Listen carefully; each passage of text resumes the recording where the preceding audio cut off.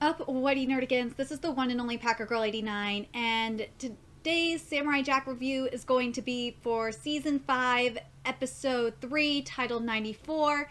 And last episode, we're dealing with more of the psychological damage that's going on with Jack.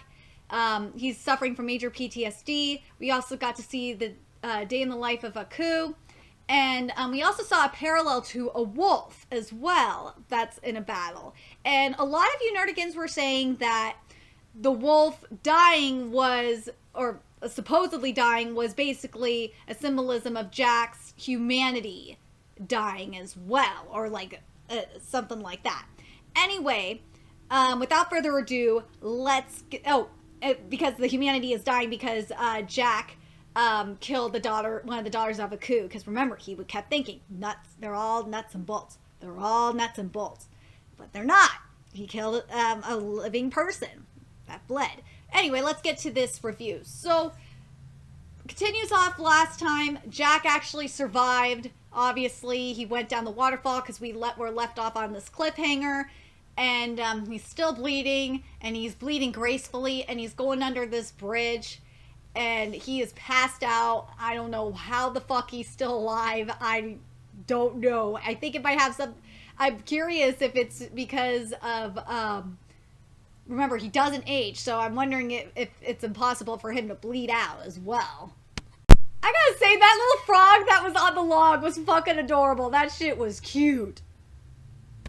Then it turns to night, and Jack walks into this cave, and just the colors that are being used, you see, or I should say how the lighting is, you see it looks like the blood is glowing, and he's turning into a monster that way. It was so eerie, and the music just made it even better. And you're seeing as he's going into the cave, first of all, he still has the knife in him until he goes into the cave, but you're seeing what I think is his father on the horse just following him. And it's so fucking eerie. And then, as I said, the music was so scary. It's it gives you goosebumps. Oh my fucking God.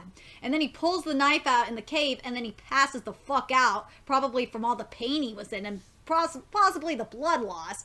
And it kind of makes you think about the wolf.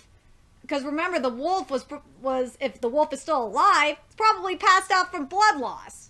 And then, then it cuts to the scene where Jack is talking to his inner self or whatever. Because remember, he's still having that PTSD and hallucination shit. And it's telling him that this was the first time you killed a human. We've never killed a human and shit like that. Do you think you still have more to kill? Do you think you're gonna be able to do it? And, how his inner self looks is so twisted and creepy. Oh my fucking God. And then I gotta say, when he wakes up the next morning, and then the wolf comes in too. The way that they're both colored is so fucking creepy and beautiful. Because they're both it goes to show you that they're both connected. They're lone, well, in the sense Jack is a lone wolf too. So it makes sense. And then Jack goes into a flashback of him playing as a little kid with his papa. It's so cute. Oh my God. But with his family, his papa and his mama. But in the carriage. But I just gotta say, how just the wolf came into the cave, and just the coloring was so beautiful. The matching coloring was gorgeous. Oh, you just have to appreciate that art. Anyway, the flashback is, and the flashback he had was of when his dad had to kill people he killed people right in front of him. So I thought that was actually a good flashback to have, considering the situation. So I'm curious what you nerdigans thought about that. And then he wakes up, and Jack, I gotta give him props, man. He gave himself fucking stitches. He is like the MacGyver of the future. And then he goes back to sleep, and then he wakes up, and the wolf brought him food. The wolf brought him food. They're just so freaking sweet. The wolf is just so goddamn sweet. The wolf reminds me of Terry. from Toriko. I swear to God, it does. And the wolf is so goddamn sweet. And the relationship Jack has with this wolf totally just really makes me think of Toriko and Terry. It really does. Because, like, after they're eating by the campfire, and the fire goes out and they go to sleep and you see Jack shivering. And as I said, Jack was shivering. And then you see the next scene and you see the wolf snuggling with him, and it's so cute. Oh my God, it is so freaking cute. And it's like they're going through this struggle together. It's really goddamn sweet. It really is. And then we see the flashback, another flashback. And I gotta say, this fucking music is beautiful. We see the flashback of, again, Jack's childhood, and his father's cleaning his face up with blood, and he says the thing that really stuck out to me, what Dad said, was about how you can't hide from yourself.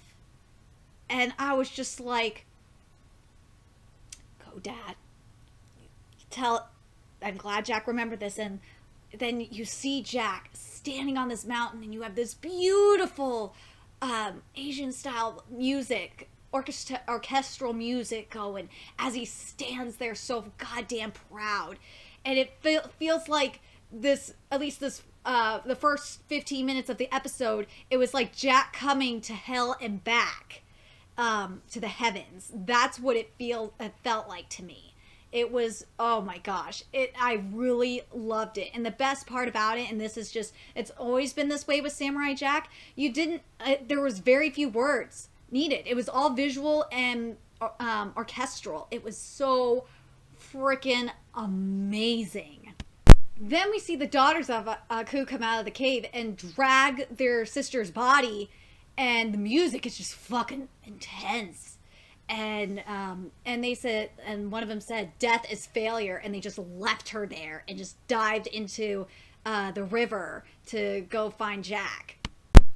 I gotta say that music that was playing when they were hunting for Jack, I want that fucking song on my computer. That song is so badass. It reminds me of Mars from, which is from a big composition called The Planets, or Movement from the Planets.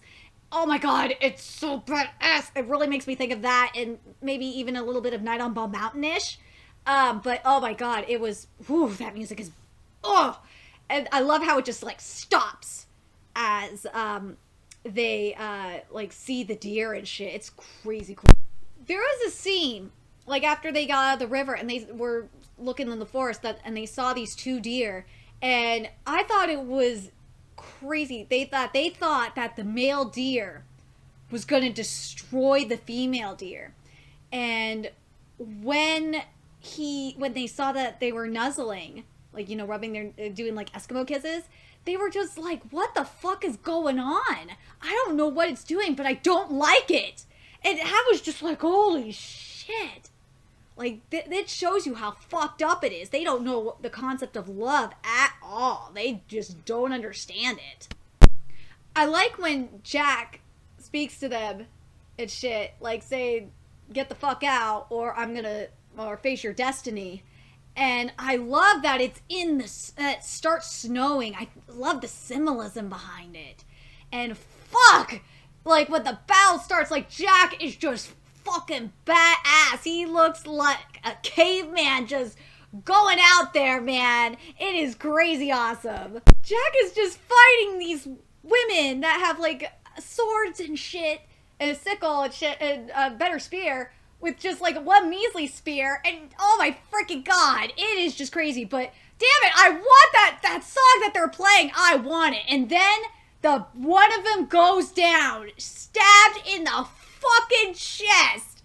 Oh my God, he stole her goddamn bat. Oh my God, that shit was awesome. Oh my fucking God, he looks like a murderous baseball player. He's just like, fuck, I'm going to murder your ass. Oh my God, when he got the bat, he hit all three of them at the same time in one fucking hit. Oh my God, that shit was so damn awesome. Oh my god, so then Jack is on this one branch and you think they have him cornered and he drops the bat and he's going fisticuffs, man. And then he fucking throws one of them off the cliff, which was, what the fuck? And then the second, he like kicks her off the cliff. Then the second one, he like punches her so hard. Then the second one, she kicked the person's head, so like he twisted her head like so it went around her fucking neck like twice, so like basically broke her neck, and then he punched her off. And this was one fucking fist. And then the final one, oh my god, like he had it to the point where she was hanging off and she was cussing him out basically. Well, she wasn't cussing because yeah, but she was saying that Aku's gonna kill him and all this shit, and Jack was like, no. And just like let her go. he was just like, fuck, I'm getting too old for this shit. And just like took the chain, unwrapped it around the tree, and just let it go. And then at the end of the episode, we know he's not gonna die. And but as she was falling, she said, "Curse you, samurai!" Oh my god. But at the end of the episode, though, of course the fucking trunk gives way, and he falls. But this episode, holy fucking shit, this episode was great. This episode was amazing. I really am curious, though, if we're going to see the wolf, who I'm going to start calling Terry, because it's so much like Terry from Toriko. Are we going to see Terry-san again? I hope we are. But I'm curious what you think about that. Do you like the imagery that was used? Do you feel like that was like Jack going to hell and coming back? And what did you think of the flashbacks that we saw? And do you think that pretty soon, because we know the magical sword is lost, and we have to find a way to beat Aku. The magical sword was the only way. So how are we going to find the magical sword now? Like, that's just the thing I'm thinking. Like, is there gonna be an episode on that? Like, how we're gonna find the magical sword, or what? I'm very curious. What would be really cool, though, I would totally love it, is if somehow the wolf, that same wolf, that Terry-san comes back with the magical sword. Oh my fucking god. If that happens, I will go nuts. I will go nuts if we see Terry-san with the fucking sword. I would love it. I would love it so fucking much. I would love it. Anyway, let me know your thoughts about this episode in the comment section below. And remember to like, comment, share, and subscribe to Nerdigans Inc. If you love what I'm doing and want to contribute to the Nerdigans Inc. expansion, there's a few ways you could do that. You could donate to the Nerdigans Inc. PayPal, Patreon, or purchase something off the Nerdigans Inc. Amazon wishlist.